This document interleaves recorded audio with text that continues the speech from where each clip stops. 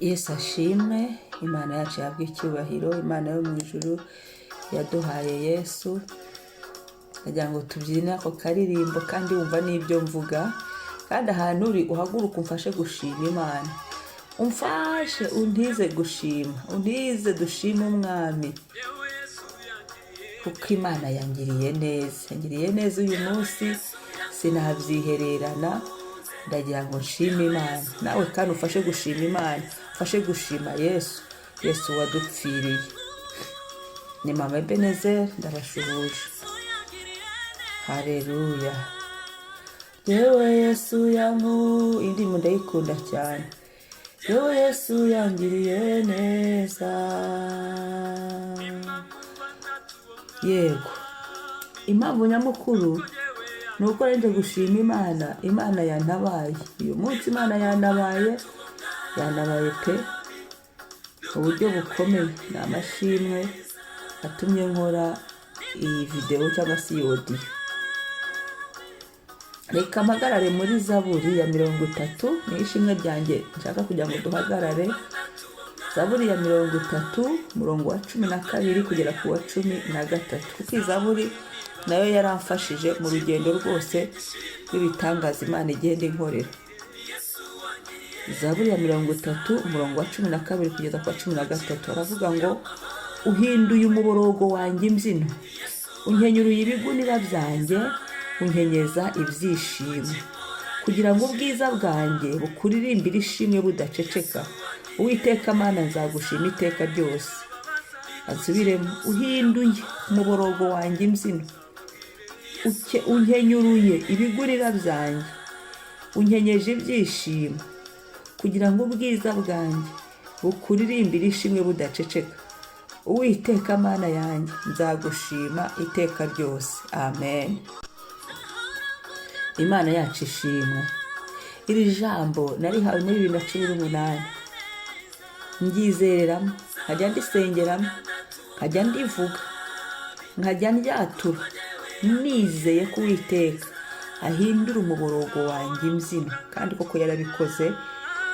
Rero iri jambo niryo mpagazemo nshimira Imana. Uyu munsi kuri 13 baravuga ngo, kugira ngo ubwiza bwanjye bukuririmbire ishimwe budaceceka. Uwiteka Mana yanjye, nzagushima. Nkunda kuririmba, uzumva muri audio zanjye cyangwa se video nyinshi mbanza indirimbo cyangwa se nkaririmbira. Kubera iki? Hari igihe wibuka ibintu Imana yakoze, hari igihe wibuka ibintu Uwiteka ari gukora, ukavuga ati, uretse kuramburira umwami amaboko nkaririmba, nkamuhimbaza, nkamushyira hejuru, nta kindi numva nakora. Ubwo rero ishimwe cyangwa se gushima kwanjye ukubiye aho ngaho muri iyo Zaburi ya 30 umurongo wa 11 kugera ku wa 12 kugera ku wa 13. Ndashimira Imana ko nyuma y'imyaka 8 nta rubyaro, Imana mu mwaka umwe gusa, mu mwaka wa 9, Imana impayemo abana babiri.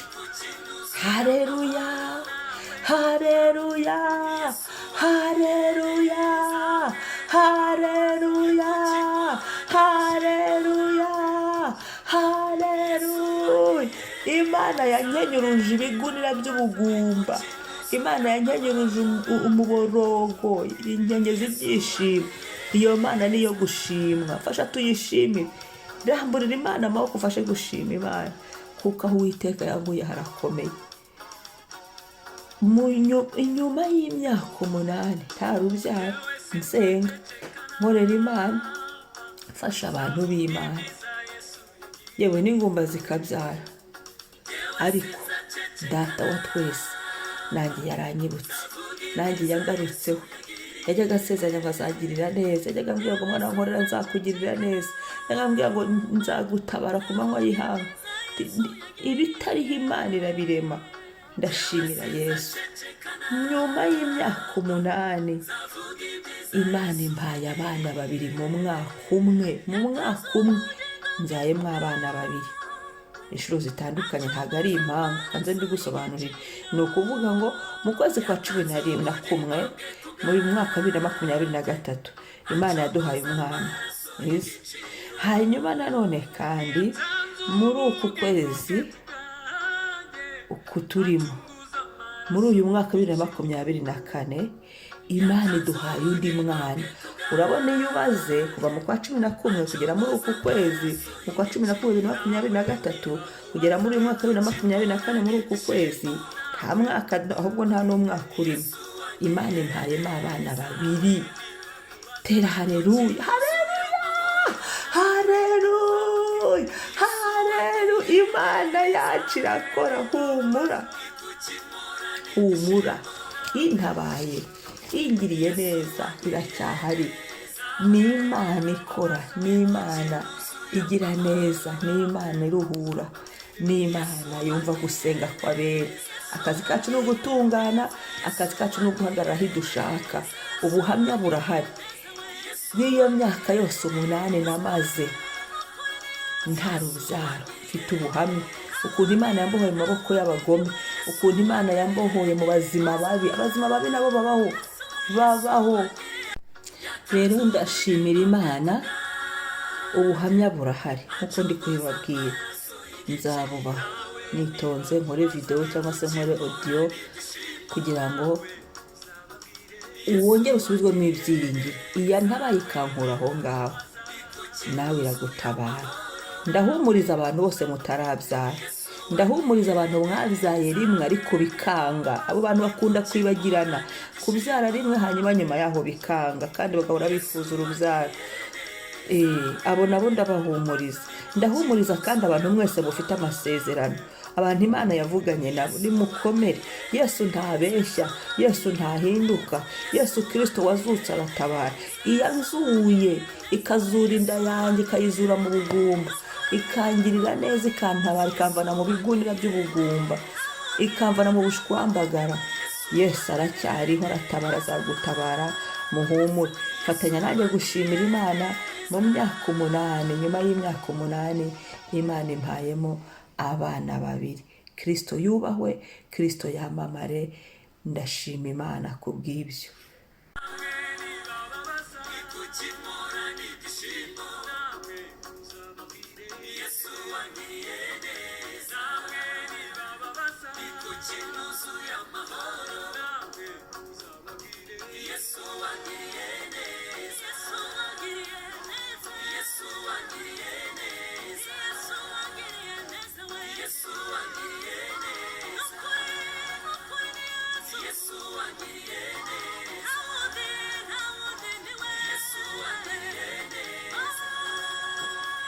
Murakoze. Yari Mama Ebenezer. Iri zina naryo Mama Ebenezer rifite aho ryavuye. Ngewe naryiyise nta mwana ngira. Bana banjye ntago bitwe Ebenezer. Narizeye bigeraho niyita izina, abantu bakajya bagira ngo narwaye toromo, ariko nari nizeye Imana. Sinari ndwaye toromo, naravuze nti niba bangiriye naba bandoze birirwa babivuga gute, birirwa bamvuma, nanjye ngiye kubereka ko nizeye. Umuntu wese uzampamagarira izina nkitaba, imbere y'Imana bizavuguruza inshuro nk'ibihumbi babivuze. Haleluya. N'Uwiteka akuzuze nawe kwizera. Shalom.